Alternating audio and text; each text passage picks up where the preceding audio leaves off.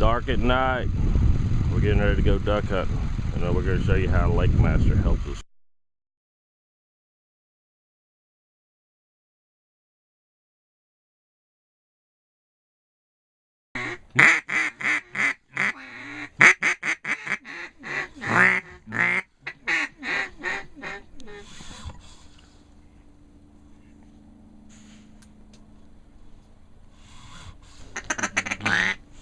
Is that a drake in front? Yep.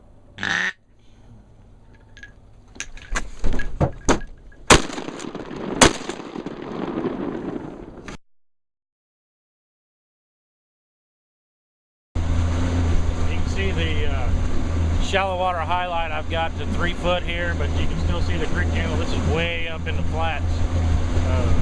You look here. See how easy this LakeMaster, you can see the channel real well. It allows you to get in here when it's low light conditions, chase them ducks like them right there. Look at all them right there. That's what we're after.